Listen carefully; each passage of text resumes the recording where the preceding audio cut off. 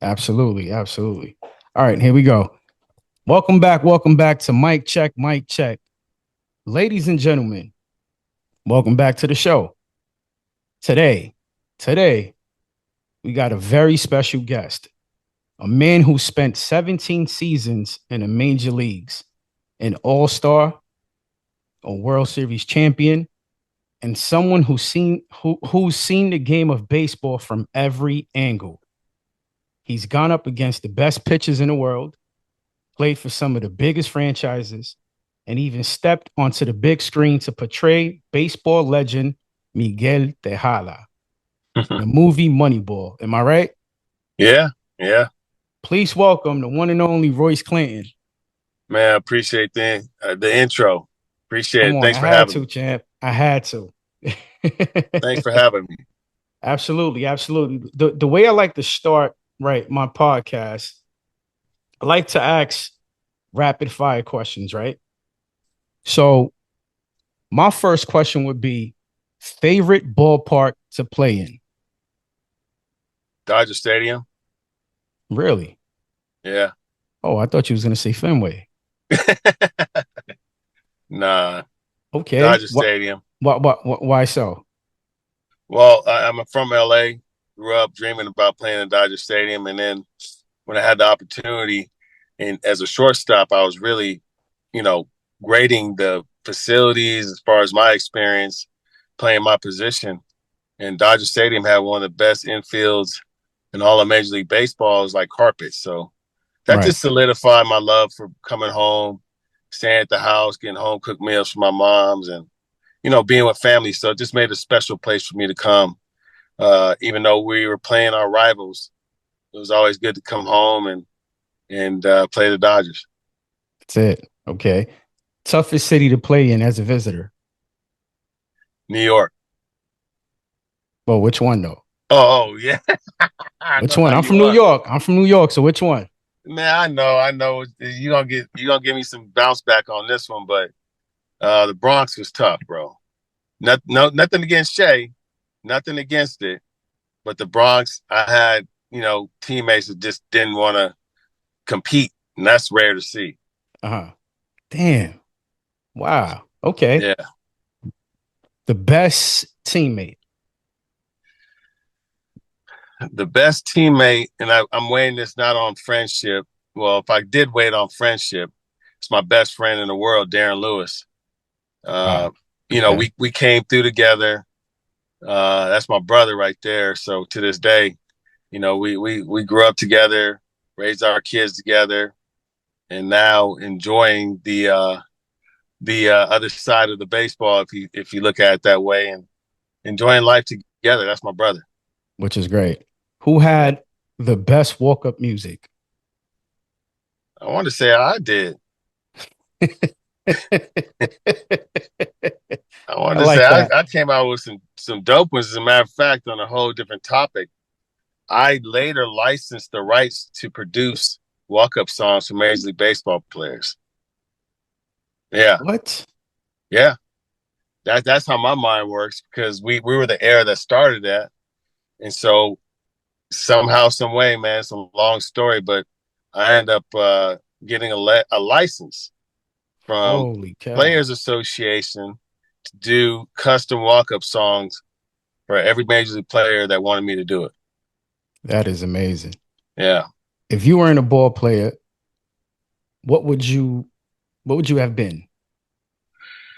Believe it or not, when I was younger, uh, I wanted to be an airplane pilot because Wow. my mom worked for the airlines and I got a lot of opportunities to fly with my parents and just going up to the cockpit. I really liked that. That fascinated me as a kid. So not so much today, but as a kid, that's what I thought. No, that's great. That's great. Wow. That's a first actually. Yeah. What was your welcome to the big leagues moment? Do you When I remember came to that? what's that? Do you remember that? Oh yeah.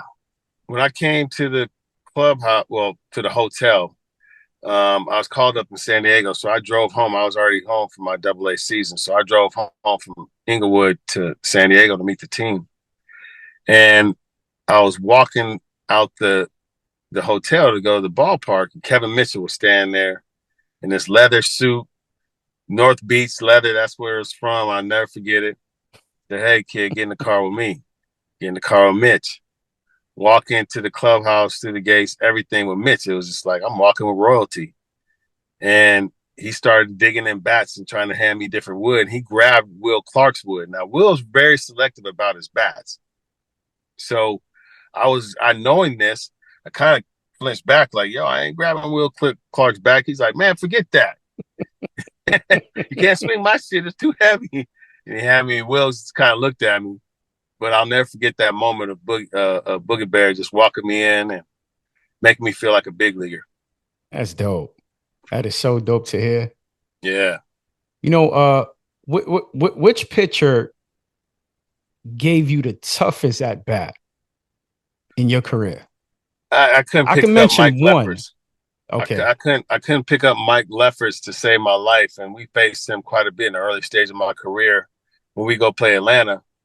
And my mom's just watching the game, and she was like, "Why do you swing so quick before it even leaves that man's hand?"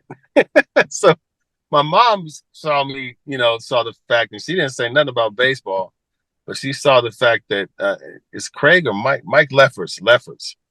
He gave me fits, and I to this day I probably couldn't foul off a ball. You mentioned Inglewood, right? How was it like growing up there?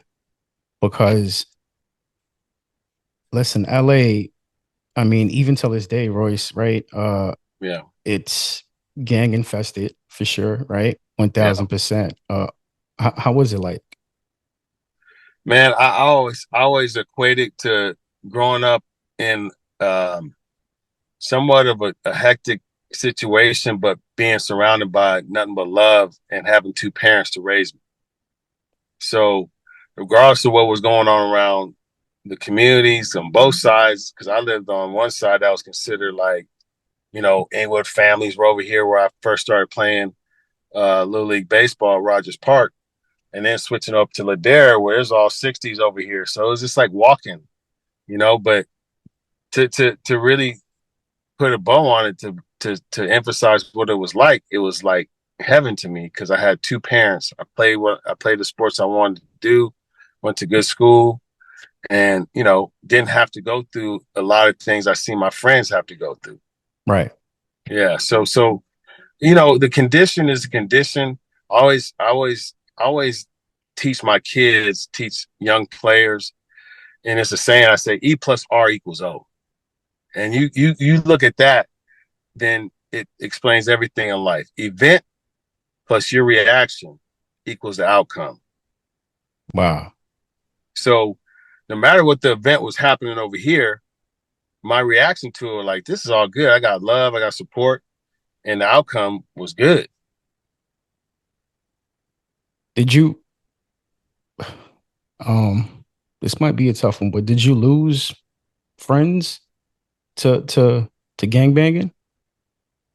I lost friends to incarceration. I lost friends that were killed, that I played Little League Baseball with, and seeing that type of thing. Like, I remember this dude, Sully, was a dude that I looked up to in Little League, and one day he's dead, and they tell me he got shot at the park. So it's just like, man, he's 8, 9 years old, and that guy's gone. Wow. So Right. it's stories that are kind of good, like dudes I grew up with. Man, this one dude, Carlos, my guy, man, didn't see him for years. He came to see me play in Atlanta. I don't know how he found me because my phone wasn't under my name or nothing. Some days, like, some dude named Carlos got a message. So I go downstairs, and it's Gooch. It's my guy. I played Little League with and everything. And he was incarcerated in Atlanta for over 15 years. Wow. And this is just when he got out. So I took him to the gang, gave him jackets, everything, man. So my man love. And he was like, man, this is one of the best days of my life. So, just understanding how life changes and life turns in different directions. It's just mind boggling for me to think my guy was gone for that long. Right. I'm Right. playing Right. baseball. Yeah. Yeah, like I said, Royce, I wanted to play baseball, but unfortunately, I took that route. Right. Right. I was one of those. But one thing I am gonna say for sure, right? And I mention it quite often, right? I never use my quote unquote power for evil, right? I was bullying the bullies. Does that make sense? Right. So now do I regret it? No, right? Because I am where I am now, today, maybe because of that, right? I don't know if you're a believer, Royce, right? But now you see that back there?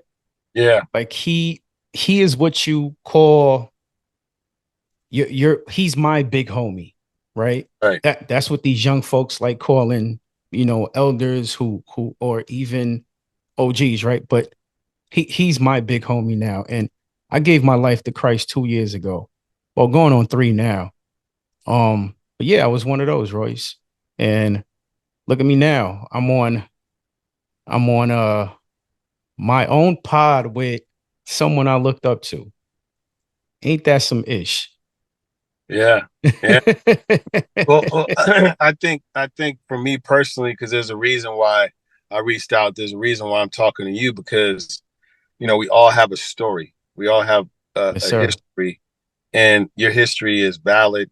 Your history is documented. Your history is a good story, and that to me is this voice of podcast. When you understand what's happening in our country, they're trying to erase history, right? Right, right. But his story is his story. That's not mine and yours. And you're giving me your story. And I deeply, deeply and humbled by that. And I appreciate it. Good, bad, or indifferent, brother. That's your history. That's your story. Yeah. Not something you read in a book that told you who you are. You just told me who you are. Nothing in some book is going to tell me that I'm 3/5 of a human, that I'm a slightly believe in my godly form of godliness. I'm not going to say, oh, yeah, I'm 3/5 of human unless I don't know who I am and don't have a story. Right. So you have a story. And the knowledge of understanding that story is the path. And that's why you have the voice you do. This is your story. This is what you want to do. You wanted to do the other shit too. Oh yeah. Point blank. Real talk. Nobody forced you to do that. You wanted to Yeah. do that. You're absolutely right. So on both sides of the equation, we have to be accountable to who we are and our godliness to create our world. Because we are the creators, right? Yep.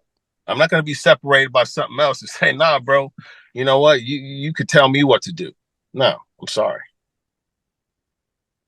You're The right. creator tells those around him, moves with the spirit of the trees to say, this is where I'm going to go. That's creation. You created this situation with me. I've created this situation with you, and I'm humbled by it, and I thank you for it. Same here. Yeah. Same here, Royce. Thank you so much for those words.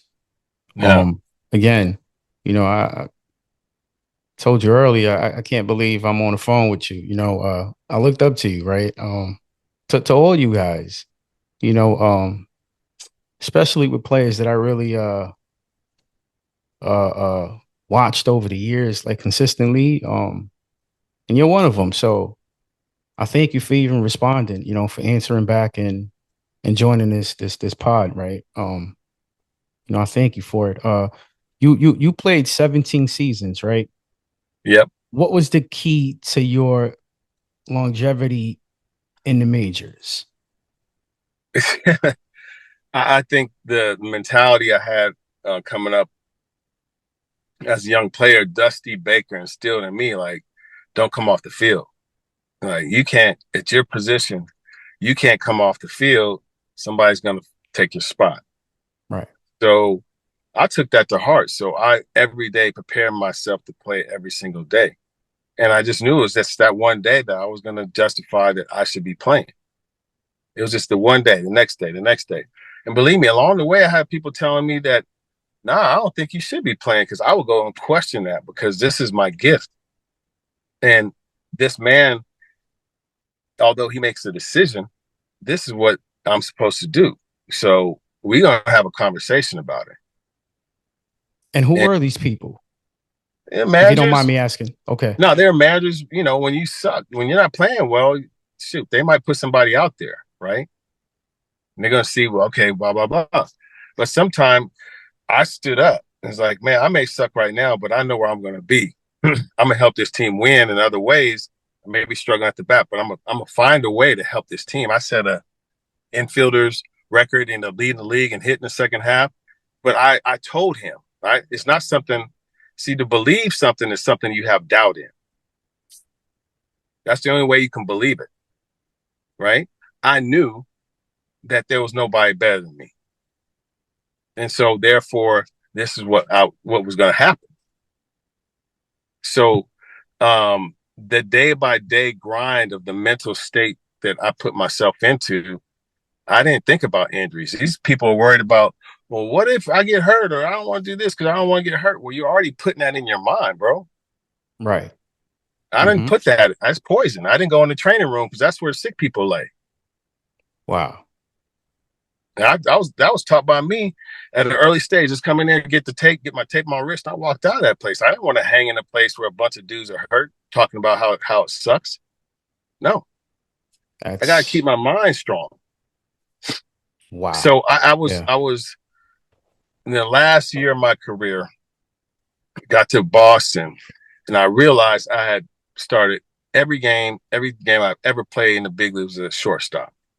So I asked Tito. I said, Tito, I never played another position. Ended up playing third base. That was the only time. But let me tell you a story. So I was playing Babe Ruth baseball, and there was this travel team significant that was really good. They wanted me to come play for them. So I told my dad, I said, Dad, I'm going to go play for this team. He's like, okay, whatever. That's cool. He said, what position you playing? I said, second base. He said, I thought you told me you wanted to be a shortstop. I said, yeah, I do. He said, well, I'm not coming to watch you play second. I'm not coming. So at that point in time, he taught me something in my mind. If that's who I say I am, I got to be it. And I've sat out of, being on Olympic teams to say, hey, man, I'm going to wait for my shot at short. And I eventually got moved to short and won a silver medal with the junior Olympic team. But this is something in my mindset that you have to know in yourself. This is what's going to manifest. That's it. If you start accepting other things, which he taught me, it's going against what you know. Now it becomes a belief. I got doubt. Wow. Yeah. No, he's right. Yeah. He's right. What was there a teammate that had any influence in your career? Every teammate I ever played baseball with, I don't know, there's a lot of them, influenced me 100%. Every player, because we're going to this competition together. I got to know you to some capacity, right? Mm-hmm. So when I'm learning and I'm sitting there watching you do what you do and you're great at it, I learn from that, right? The conversations we have. How do you think? Pitchers, what are you thinking? They didn't want to give up too much information because they were scared they'd have to compete against you somewhere along the line, which is true. Yeah. But there's still things that you learn from them, right? But the biggest thing I think that outside of baseball, which is most important to the physical act of playing baseball, is how you conduct yourself as a human off the field. And Dusty Baker would get me up every morning, me and Darren Lewis, when we were rookies, and take us to different restaurants and meet people in the community and talk to people and shake hands and look people in the eye and just be a good human, right? So we'd be tired, man. I'm like, man, I want to sleep. He's like, no, you coming, you coming to lunch. Get up. Yeah. So he taught us to get up. Don't lay around all morning. Get up. Come meet these folks. And it just taught me how to not so much respect people, right? But they're looking up to you, but just look at them the same way, like you look up to them as well. Right. So was Dusty a mentor pretty much? Yes, absolutely. That's dope. Uh, I've never had a mentor, Royce. You know, And that to me, see, I grew up in a, don't want to say a single parent home because they were both there, but my father to me, uh, he was just back then I used to call him a ghost, right? Mm, He was at home, but he was still non-existent, mm, right? Never spoke to him. Um, always showed favoritism towards my brother, my little brother. I'm 39. I'm turning 40 next month. mm. And my little bro, well, not so little now, he's 34.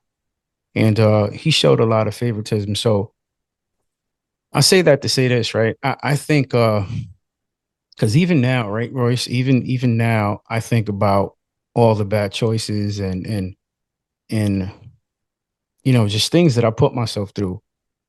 I, the main thing that I think about is why did I make those choices, right? Like why did I ended up doing that, or why did I choose this path?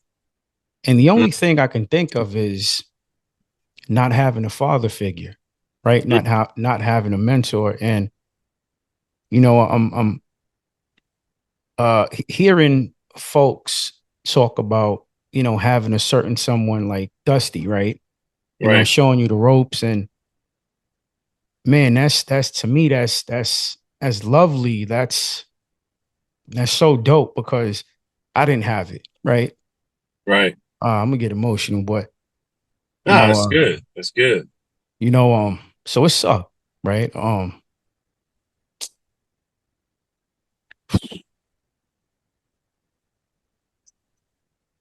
But yeah, and check this out, Royce. So about 6 years ago, he was diagnosed with bladder cancer. Hmm. He had to get his bladder removed. Um, you know, and unfortunately, he gets dialysis now, right? He needs a new set of kidneys, Mm. and I can never do what he did to me, right? I'm showing up, Royce. I'm showing up. If you need something, I got you, right? By the grace of God, I was able to retire 7 years ago. Mm. I was able to retire my wife 7 years ago, right? Mm. So again, I would never do what he did to me, right? And I think he sees that, but nevertheless, can't change the past, right? I can't change it. I wish I could, but I can't. And Yeah, anyway, my point is, Royce, that's cool, man, that you had someone, to show you the ropes and be there for you, So shout out to Dusty, right? yeah, That's yeah. big. And I have to tell you, like, this may be part of the reason why we met because I've started a podcast. I shot one episode. It's called Fatherhood, and we talked to all different walks of life, all different experiences with their father, whether they have a father or not. Maybe they had a father figure. But brother, the conversation is about how our lack thereof or having a father figure influence the future, how we parent our children, how we are to our kids. And ironically, regardless of what anybody can ascertain on this planet, when you're a father, a man of conscious, real consciousness, you understand that there's no bigger jewel, money, car that's more valuable than that. That's your seed. That's your essence. And what you give your seed, it'll grow and it just keeps going. So I say this to say, you break the chain with your father already by how you communicate with others through this podcast. You're changing lives. You're changing conscious mindsets that will go up there and say, I'm not going to be like that. And the chain is broken. It's just that simple, just like that. It's done. And then it goes off in a positive direction. But you are the positive light source for that. And without your experience, right? maybe you wouldn't be as passionate. Maybe you wouldn't be able to touch as many people as you're touching today. So that is your blessing, right? And we manifest that blessing going forward by speaking positive, how you're going to not be that. You're not going to do this. You're going to do this. You're going to do that. And young people look up to you and respect you just as much as you humbly say that you respect me and aspire to be like you. That's what it's about.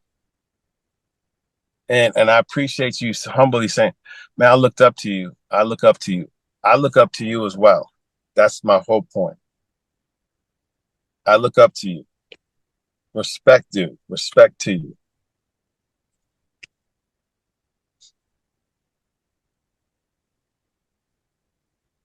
Thank you. Yeah. So that's what it's about. That's what the baseball world's about. Baseball legacy, which is trying to be, you could change it. You could try to change a lot of things that aren't real, but you can't change love. Love is powerful, man. Love keeps going. Evil doesn't, cease to exist. It'll die out just like anything, right? So the things that we pass down from Willie Mays to me, to my children, to whoever else hears it, that keeps going. Positive, positive, positive. And, nobody's going to shut that down because it's already gone. You can't erase the fact that Barry hit 773 home runs. He did it. And if you give him the power to say, "Oh, they didn't put me in the Hall of Fame, they gave me my just due," then you're the fool. Right. That's foolish. Right? So the legacy, again, is our story, how we tell it. It's our story. Your story, your story. My story is Barry Bonds is the best player to ever play baseball. No writer needs to tell him that. I'll play with you. I know. Everybody around me knew. They all say the same thing. What more you need? That's it. That's it. You're going to give me a little jacket and a plaque? I'm cool. That's it. Oh, shout out to Barry Bonds. Oh man. Yeah, you guys, I'm telling you. Yeah, B Bonds was and is, you're right. Yeah, yeah. The greatest baseball player. Yeah, absolutely. I agree. 1000%. I mean, a monster at the mound. Like what? Oh my. Yeah. Listen, I can't believe he pitches are pitching to him, right? They You didn't. knew that. They didn't. Otherwise, it would have been a bigger mockery. He would have hit 100 home runs. Oh yeah. Oh yeah. So put that in perspective. It's crazy. Royce, what did it mean to you to be a part of the 2007 Red Sox World Series team? Man, But you're not gonna believe, Royce. I'm from New York, but I'm a Boston Red Sox fan. you're not going to believe this. So it's just my life is filled with this complexities. Everybody's life is filled with whatever. But I didn't have any real personal goals because that just wasn't the way I came up playing the game. I was good enough to where, and at some points, I had to focus on one aspect of the game. I could do that in my sleep, right, and do it at a level that would, be considered. Oh, he's one of the best. But that's just one aspect of the game, right? So I had to me, to enjoy the gifts that God gave. I had to try to be the best player I could. Try to, at a certain stage when I had the knowledge, help these guys. Help the best player. Just give them knowledge, and that was just how I felt. So when this situation came at the end of my career, I had been let go because the halfway mark, Toronto said I wasn't gonna play, so they let me go. So I come home, I get a call from the Yankees, and I get a call from Boston. And both of them were obviously backup situations. Case Jeter went down, Luger went down. And I was just like, you know what? I don't know if I wanted to go back to be in that role, but I said, you know what? One of these teams gonna win the World Series. That's what I Yeah. told myself. I said, one of these teams, if I pick the right one, I'll get a ring. And I picked Boston because of Manny and David. I wanted to see it up close. The greatest left-handed, right-handed hitting duo in baseball. And I had to hear their greatness and sit with Manny and have dinner with Manny and really get into his head. If you could, that was an impossible thing. But just sitting, this dude's loved me, man, and I didn't play sparingly. I played sparingly. Didn't play in the World Series. Win the World Series, and I'm just like, man, this is it. David Ortiz takes the trophy and presents it to me in front of the entire team, man. That is the most respectful thing I've ever had bestowed on me in my career, and I don't need anything else. And it spoke volumes for how I handle myself and how I played the game of baseball, bro. And I was deeply humbled and touched by that, but it wasn't in my imagination as a young kid winning the World Series. It wasn't that, right? It wasn't that. I would have hit the game-winning home run, had something spectacular happen. We win the World Series. I'm a big part of it. But when the dog pile started, right, it hit me at that moment that I played 17 years chasing this one moment, and now it's gone. So, yeah. And I was almost at a now what until David presented me that trophy. Until he did that, it was like, okay, this is your why. Because otherwise, I wouldn't have had a why I played baseball for 17 years.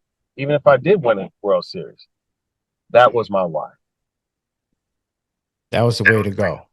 That was it. No, very few people understood that. I mean, I remember how people say, hey, man, I saw it on TV. What was that about? Why did you do that? Hey, man, you don't get it. You never will get it. Right. But it meant the world to me. Yeah. Wow. That's powerful. Yeah. But those are things, like I said, that happen in my life that I'm able to understand. And the biggest thing, for us as athletes is this, like I talked about the Hall of Fame, it's always a validation. And when you're depending on somebody else to validate yourself, you'll never get it. I don't give a shit. I don't care if you're Barry Bonds, you hit 250 home runs in a season. You're not gonna get validation from anybody but yourself. That's it. And no amount of home runs can give you that. That's loving yourself. Value, having a value for yourself. Nobody gets to define me but me. Sorry. Nobody. Do you think today's game is feels different?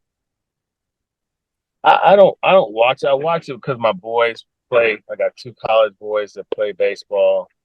You don't watch it, Royce? No, I don't watch it. Like I just don't. Holy wow. Okay. I'll watch probably some playoff stuff, and then probably some of the World Series. But that's as far as every day. I don't. I can pick up where everybody tells me, okay, this team's in the race. All right, yeah, I figured that. It's going to come down to these few teams. Okay, that's it. Yeah, that's it. Ain't nobody else going to do anything. Yeah. Okay. Yeah. Let me ask you this, right? Besides Barry, can you name your top 5 best players? Best players. Any and every position. The first thing that comes out all time. Yeah. The first thing that comes out to me as far as any position would be catcher. It's Pudge Rodriguez. He was the most dominant, most athletic catcher I've ever seen. Crazy. He had an arm crazy too. Yeah. Defense, offense. Obviously maybe Piazza was in our era was more of better offensively, but he couldn't hold Pudge's jock defensively. What about Sandy? I caught Sandy. Unfortunately, I love being a teammate of Sandy. I learned a lot from Sandy, but I didn't see Sandy in his prime, and I played with him, and he was on the downside, so it's not fair. I respect his achievements as a catcher, but I'm just saying from what I've seen, I just didn't see him in his prime. I played Okay. with him, but yeah. So we His have brother's out Pudge. there on bad knees, man. He's a warrior, though. He had Yeah, some yeah, bad yeah, knees. yeah. Yeah. Yeah. So we have Pudge. Uh-huh. Um, that you said I played with, right? Correct. Yeah. Um, man, it's just, of course, you said Barry. At what they did, um, I put Will Clark maybe a nudge above Rafi Palmeiro. Oof. You know what I mean? Oof. It's a little tough, Royce. I know A I little would have to tough. take one of them as my DH, maybe Rafi as my DH, Yes, because sir. he DH put Will at first, and then man, I have to say as far as the baddest outfielder I ever played with was Juan Gonzalez. Juan Gon was cold with it when he wanted to do it, and he had a cannon too. Yeah, yeah, yeah. I never seen a human hit the ball as hard as Juan Gonzalez. I'm sorry, No, upper never. deckers all day. And I played with McGuire, but it was just a different type of trajectory when he hit it. It was crazy, and just crazy, just all around good player. Like I said, when he wanted to do it, he could do it. Now, those were long shots. Yeah, yeah. One And, more. obviously, um, I appreciate the all around player. Manny was probably the best right handed hitter, all around power, gap to gap I've ever played with. And then David, again he's a DH. Obviously Hall of Fame, but I had a short period of time with him, but got to play with Will and Rafi quite a bit. He was another Juan Gon too, David Ortiz. Yeah, He was launching them. David Ortiz is cold, man. I mean, you look at Hall of Fame DHer, and that's what he did, and he did it well, man. He probably has some of the biggest hits we've ever seen in history of baseball, and do it, repeatedly. So He was launching them, Royce. man, he was clutching up too, man. He dude was and talk. He talked shit. He talked a lot of shit. That's what I Really? loved about it. Hey, Big Poppy, Was he the best trash talker? the best. He was Oh he was he was man. one of the best trash talking dudes I've ever seen, and back it up. Back it up. Oh Barry did man. a lot of predicting. He just tell you, I'm about to end this game. He just tell you. Big Poppy, he was that guy to get up in front of the whole clubhouse. Said, "We gonna whip their ass." We came back from 3 games to none against Cleveland because Poppy stood up like, well, nothing was wrong, and just told the team we about to sweep them, and that's what we did. He said, That's "Get on my crazy. back." That That dude's is cold blooded, man. crazy. If you were coming up in baseball today, how would your career be different? Oh man, it would be none of those Big Poppy stories. No stories of dudes that just were the guys on the team. No stories of leadership veterans teaching you the right way. No stories of Kevin Mitchell taking me into the clubhouse, giving me bats. I mean, it happens at a different degree, I'm sure. But man, it was just a totally different day, a totally different time. It wasn't so much about the individual player. You bought what you bought to the field every day, and if you were on a good team, then that's what it was about. And you were going to contribute to that, the wholeness of the team. Right. I'm going to be with the best shortstop I can, do what I can offensively, stay in my role, because that's what makes us good. And not about, oh, well, I had an OPS of whatever to whatever, and I had, exit velocity of this. I don't give a damn. What the hell does that mean? What are you talking about? Wins above replacement. No, ain't nobody replacing me. What are you talking? What is that? Ain't nobody gonna replace me. Wins above. I don't know if that guy goes. I know we ain't gonna have a good shot of winning. You don't have to be a rocket science to say if Barry Bonds is out the lineup is gonna, lessen our chances to win. So I don't even understand that, man. Is Otani the next Barry Bonds? No, no. How about okay? What about Judge? No, no. You gotta understand, Barry got better as he got older. Yeah, and that was weird. Yeah, he got better, and then he developed more of a reputation where the pitchers were that much more intimidated by him. Where Yeah, just before plain old scared. they were scared, and Otani and Judge does not scare anybody to the degree of look up 1 year Barry had more intentional walks than the whole league. How is that possible? Yeah, that's just crazy. Yeah, that's just insane. You know, Yeah. it's just crazy. That alone tells you, hey, yeah, B Bonds is a threat. Like yeah. Yeah, No. it's mind boggling the numbers that you look at it, and they can try to say, oh, he has a chance to break. No, he doesn't. No. Do you still hang out with B Bonds?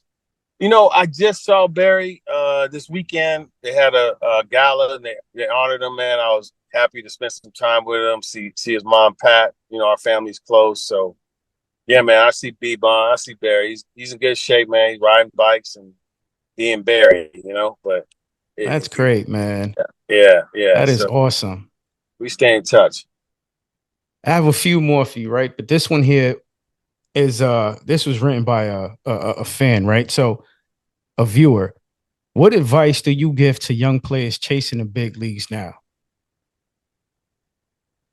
Man, I say the only way I can to say it is like, man, I ask kids, what do you dream about? What do you mean, what do I dream? I said, what do you dream about? Because I dreamed and felt whatever happened to me. I felt that.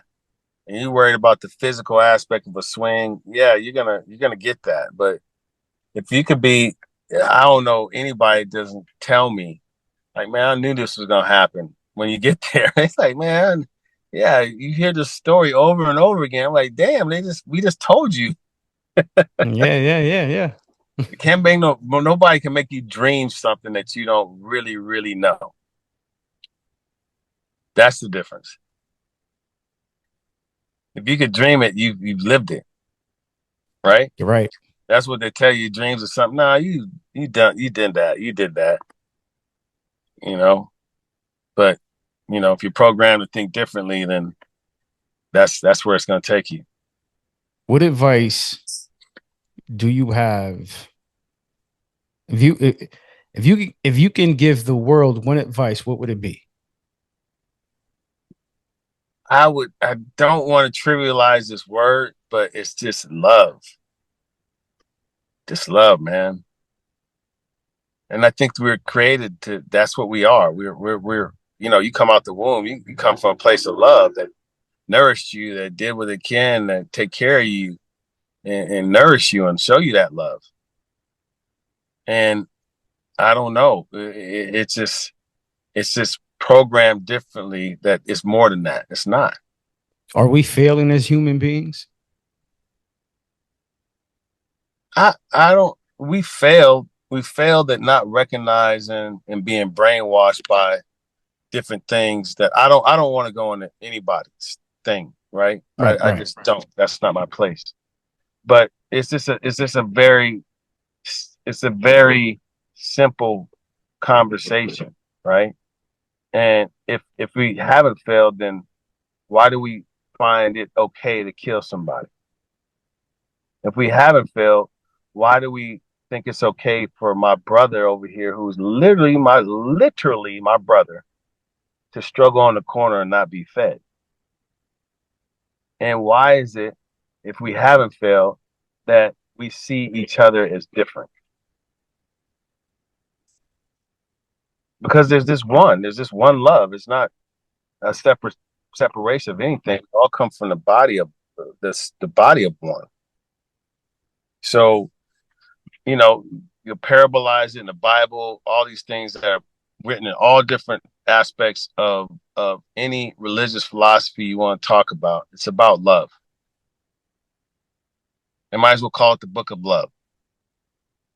So yes, we've gotten to the point where none of this is not it is a problem. It's insanity for this to be normalized. Right. It's insanity. And it's not going to last. I mean, it's not going to last because hatred, evil, killing, and death, it doesn't even last. You're not killing anything.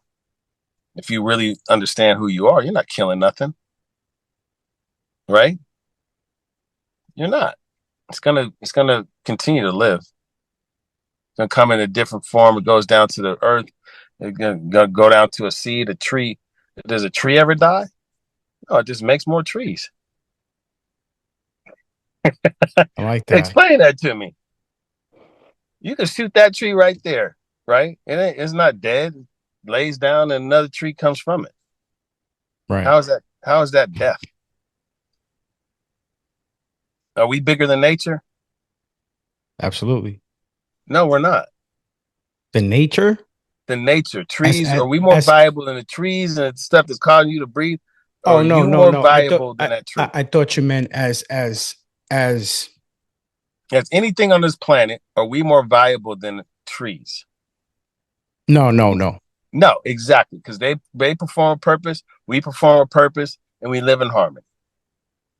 Right, right, right. So if I look at that tree and understands how that tree works and how it's in perfect harmony with everything else but us, who's the problem?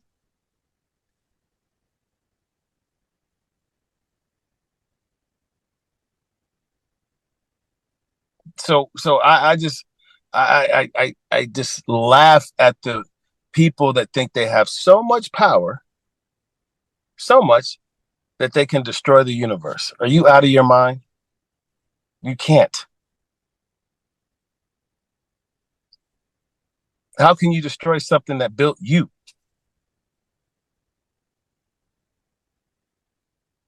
That's what I don't understand. And if we don't understand who we are as people on this planet, then we're failing. We're failing to live in harmony with anything. We're failing. Get in the water, you flow with the water flows. There's electrodes, there's everything is flowing through us as energy. Energy does die, just keeps going. Yeah, it keeps flowing. Yep. That's it. Nobody can stop all of energy to go away. Who? Where is that guy They, at? they're trying, Royce. They're They trying. can't do that. They can't. No, I'm saying Otherwise, no. they would You have done. you're right. You're absolutely right. But they're trying, right? Yeah, they can try all They're they want. finding ways to interfere, interrupt, or whatever the case may be, to cause commotion, cause you name it, right? They're Yeah, trying, but yeah. are Because they this is successful? No. no, it's a simple process that's been started at a rudimentary level, right? It's just rudimentary. It's just gone on for eons and eons. It's just what men do. So it's just another version of that, right? But I think who am I to say it's failed? It's not failed. The system itself is perfect, but we as civilization, excuse me, as humans have failed to reach our true potential. That's the best way I can say it. I like the Because answer. our potential is so infinite, and we're just sitting here waste. We're at kindergarten, nursery school level, maybe. And we know it too. We know it, but we just sit here and take it like, yeah, okay, this Yeah, is yeah, yeah. acceptable. Just yeah, we know it. Yeah, and change it here, then it will change. That's the only way it can change. It's like, how are we gonna change it? You got first. Your first thing is your own. People got, yeah, can't change nobody for the. That's them. They got to change themselves. You have to change it, right? Yeah, Self change first. you have to. But we have so much there's a lot of animosity out there, Royce. Oh, there's tons of that's what's It's a lot of evil out there. And you're we. right, it dies down, right? It dies out, it dies down. But still, it's like a recurrent cycle. Like it's just it never stops. So how can we stop that? Right? I said love because you've been in the penitentiary. No. Okay, some people that have been in the penitentiary tell me that the most hardened criminals didn't didn't understand that affection, right? and never had a true love for themselves, right?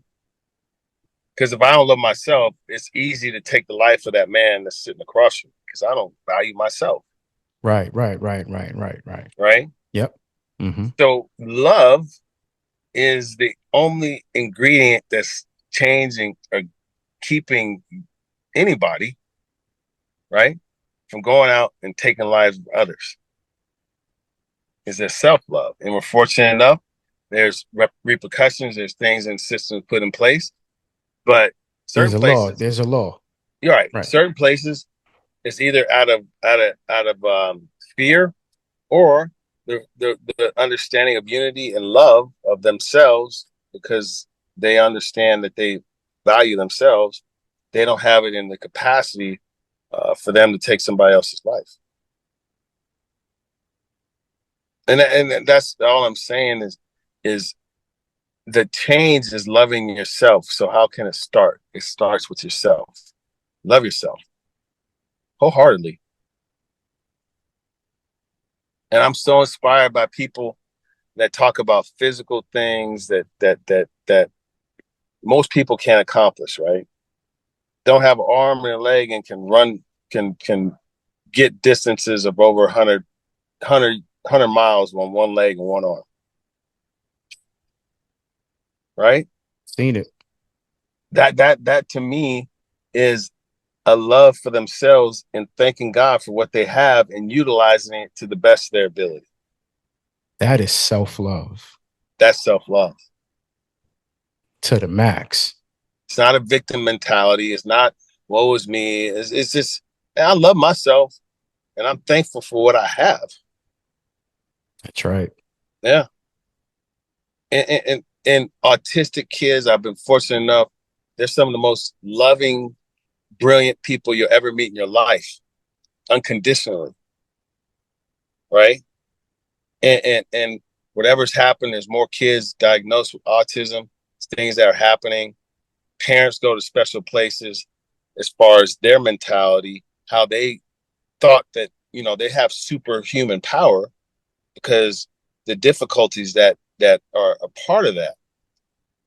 And so it rises people to a different conscious level of what they can and cannot deal with, right? And that same autistic person, many people I've talked to have found that to be the biggest blessing in their life is their autistic child.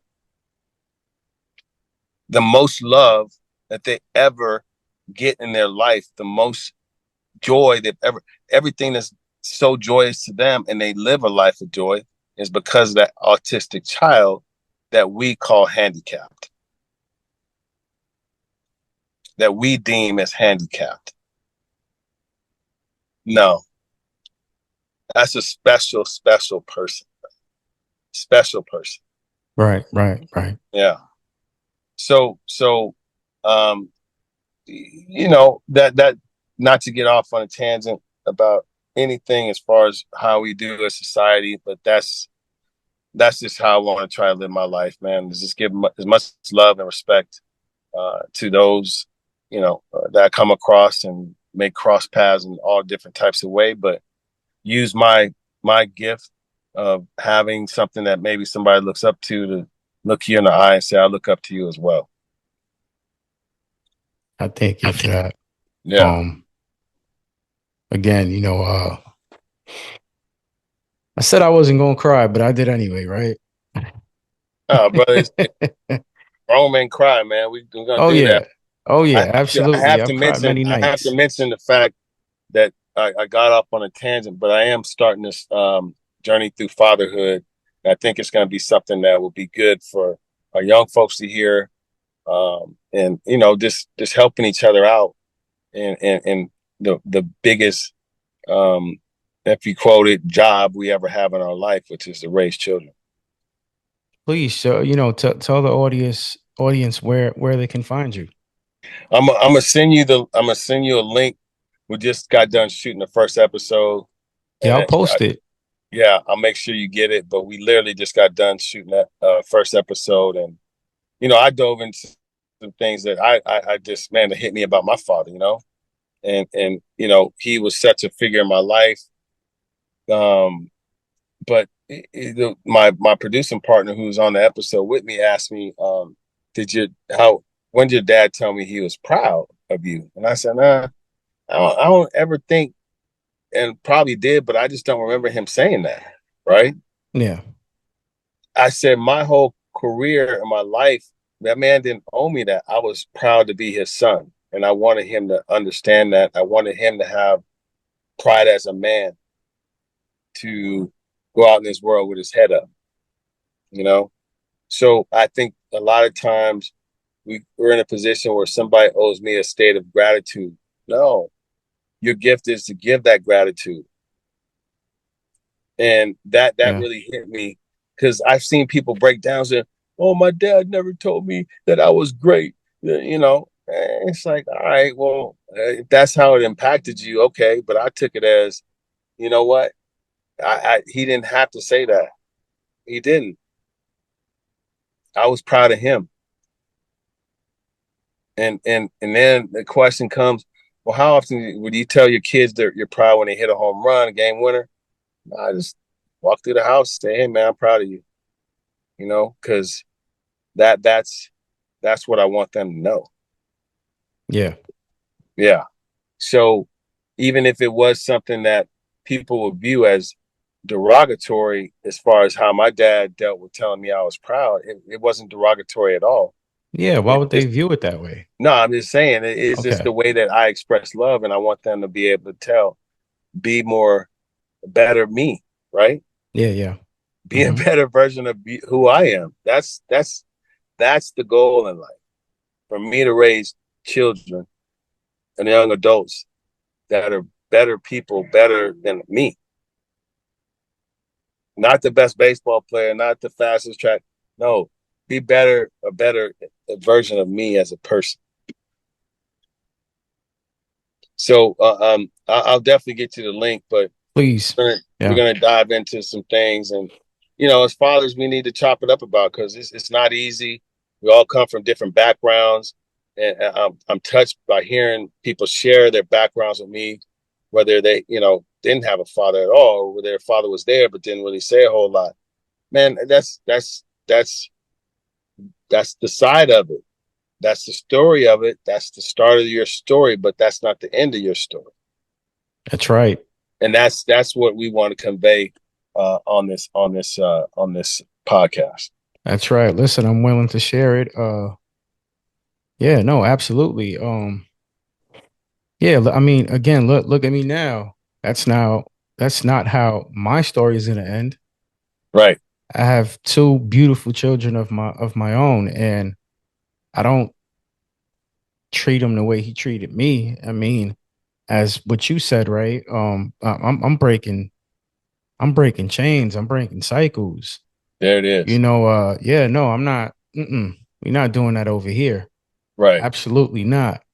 Right. And again, I don't take nothing away from that man. Right. I mean, I love him to death. There it is. I do. Yes. I forgave him. Mm. Uh, I even forgot. Right. The reason why I don't know. I felt like this was this meeting was divine. It was meant to happen because I don't bring my father up like that, right? So for me to even speak about him, to you, I mean, and then you letting me know that you have a pod yourself about fatherhood. There you go. Right. Yeah. It There it was meant is. to be, There it right? is. And as I said before, I thank you so much, right, for you know uh hitting me back up, for joining this pod, right? I don't listen. I'm still shocked that I'm even on the phone with you now. Like this is just crazy, man. My childhood hero, man. I wish people knew that, right? I mean, they're gonna know now, right? But again, I thank you, Royce, for joining. Yes. Um, you know, Yep. uh, Touch, brother. It's not the end. We're just getting started. absolutely, absolutely. Yeah. And yeah, I'll shoot you a text after this. Thanking you once again, right? Because I Yeah. think that thank you should be intimate, right? I should say, yo, Royce, man, I appreciate you so much. You know, uh, But again, thank you for joining. Guys, this is man, listen, I'm lost for words, man. Just go Yeah. follow Royce Clayton, please. You know, his Instagram is it Royce Clayton, right? It's Royce It's Clayton, correct? Royce. It's Royce CLAY and the number 10. There you go. There you Yeah. guys have it. Please like, comment, and subscribe. And listen, Yeah. we're gonna post his link so you guys can go on and subscribe as well. All right. So Royce, you Thank have you. a good Thank night, you. a good day, Thank right? you. And I'll Pleasure. shoot you a text, Royce. Hey. Thank you so Yeah. much. Thank you. Pleasure's all mine. Thank you. Thank you. All righty. All right.